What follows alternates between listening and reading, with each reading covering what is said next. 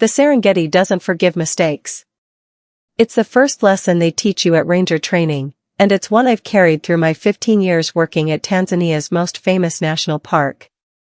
The savannah may look peaceful with its golden grasses swaying under endless blue skies, but death is always just a moment away, from predator, prey, or the unpredictable forces of nature itself. My name is Jabari Kondo. As a senior ranger at Serengeti National Park, I've witnessed events most people would consider extraordinary. Lion prides taking down full-grown giraffes. Massive wildebeest migrations crossing crocodile-infested rivers. Even the rare sight of a leopard sharing a kill with her nearly grown cubs. But nothing in my extensive experience prepared me for what happened last October, an encounter that would challenge everything I thought I knew about one of Africa's most feared predators. The day began routinely enough. I was conducting a standard patrol in the eastern sector, an area known for its ancient baobab trees and resident lion pride. We call them the Mora Pride, 7 females and 1 magnificent male we'd named Jabari. Yes, the same as my name, a coincidence that had become something of a running joke among the ranger staff. This particular lion had been the dominant male in the territory for nearly 8 years, an unusually long reign that had earned him both my namesake honor and my professional respect. The rainy season had come early that year, turning portions of the normally hard-packed earth into treacherous mud. As I navigated my patrol vehicle along the established track, I noticed concerning signs around one particularly massive baobab that stood near a popular watering hole. Recent rains had eroded the soil around its base, exposing gnarled roots that had once anchored the giant tree firmly to the ground. More worrying, the tree now leaned at a slight angle, subtle enough that tourists might miss it, but obvious to someone like me who passed this landmark weekly. I radioed back to headquarters, requesting a maintenance team to assess the tree's stability. These ancient baobabs are not just ecological treasures, they're important shade providers for countless species. Losing one would impact the entire local ecosystem. While waiting for acknowledgement from headquarters, I decided to check the area around the watering hole for any wildlife that might be affected if the tree came down unexpectedly. That's when I spotted him, Jabari the lion, resting in the shade directly beneath the compromised baobab. Even in repose, he was an impressive specimen. His mane, darker than most in the region, framed a face bearing the scars of countless territorial disputes and successful hunts. At approximately 12 years old, he was in the twilight of his reign, but his massive body still rippled with the muscle that had kept him at the top of the local hierarchy for nearly a decade. I kept my distance, observing through binoculars from the safety of my vehicle.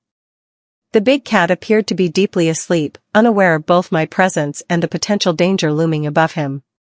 According to protocol, I should simply document his location and continue my patrol. We have strict non-interference policies at the park. Nature must be allowed to take its course, even when that course might be tragic. But as I watched, a sound reached me that sent ice through my veins, the distinctive crack of wood under stress.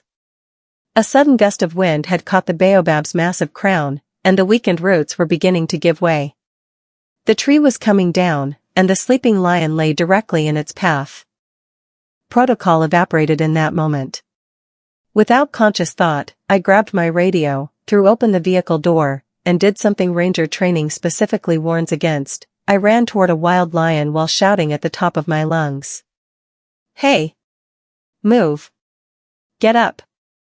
The distance between my vehicle and the tree was perhaps 30 yards, but it felt like miles as I sprinted across the open ground, still shouting. The lion's head snapped up, instantly alert, his powerful body tensing at the unexpected human intrusion. Our eyes locked for a fraction of a second, his golden gaze reflecting confusion, then recognition of potential threat. Above us, the cracking sound intensified. Small branches and bark began raining down as the ancient tree surrendered its tenuous grip on the earth. I was still 10 yards away when I realized the fatal miscalculation in my impulsive rescue attempt. I had successfully awakened the lion, but now stood between a startled apex predator and his escape route.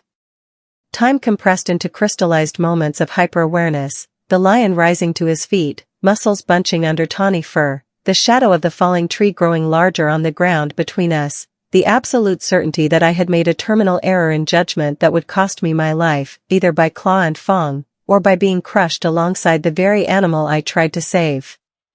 Then came an instantaneous decision that likely saved us both. Rather than continuing my charge or retreating, I dropped to the ground and rolled sideways, away from both the tree's impact zone and the lion's direct path. As I tumbled across the hard-packed earth, the world around me exploded with noise. The thunderous crash of the ancient baobab hitting the ground, the cloud of dust erupting from the impact, and the blur of golden fur as Jabari leapt clear of the danger.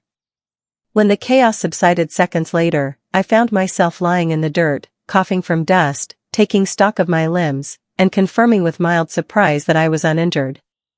The massive tree had missed me by perhaps 3 feet, close enough that smaller branches had scratched my uniform. Of the lion, there was no immediate sign. He had apparently fled during the confusion.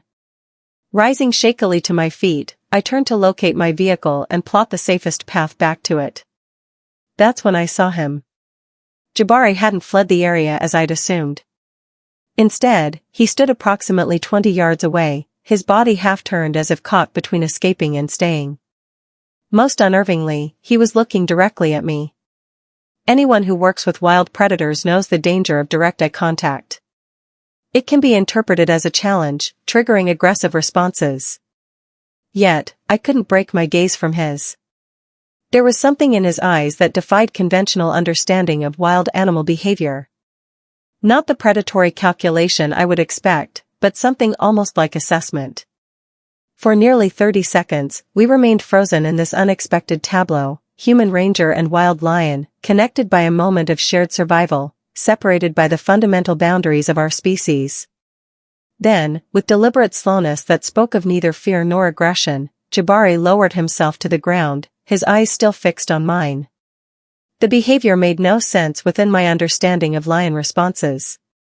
He should have either fled the area entirely or, if he perceived me as a threat to his territory, initiated some form of threat display. This calm, almost purposeful watching was outside my experience entirely. My radio crackled to life, startling us both. The maintenance team was responding to my earlier call, asking for my location. The lion's ears flicked toward the sound, but remarkably, he didn't move from his position. With slow, careful movements, I raised the radio and responded, giving my coordinates and a brief explanation of the fallen tree.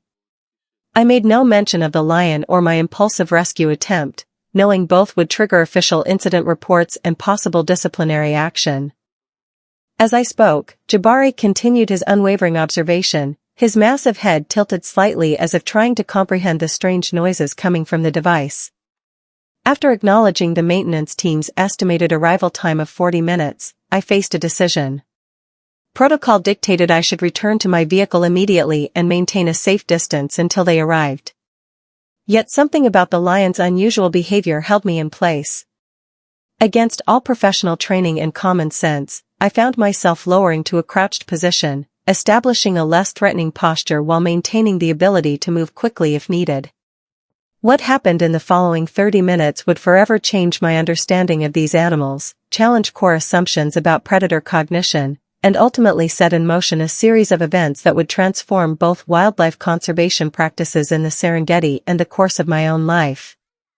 Because Jabari the lion, rather than attacking or fleeing, did something that defied conventional wildlife behavior patterns, something that would later become the center of scientific debate and public fascination. It began with a subtle shift in his position, bringing him not away from me, but gradually, deliberately closer.